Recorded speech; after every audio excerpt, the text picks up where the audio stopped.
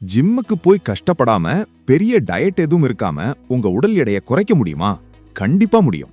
அதிகம் யாருக்கும் தெரியாத ஆனா 100% ரிசல்ட் தரக்கூடிய 3 சீக்ரெட் டிப்ஸ பத்தி தான் இப்ப பார்க்க போறோம்.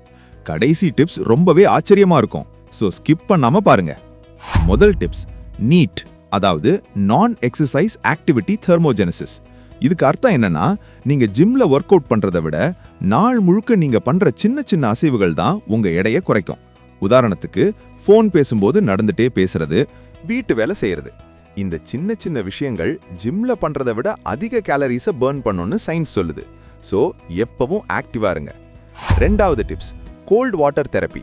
ஆமாங்க, நீங்க நார்மல் தண்ணிக்கு பதிலா கொஞ்சம் சில்லுன்னு குளிர்ந்த நீர் குடிக்கும்போது உங்க உடம்பு அந்த தண்ணியை பாடி டெம்பரேச்சருக்கு மாத்த எக்ஸ்ட்ரா கேலரிஸை எரிக்குமா.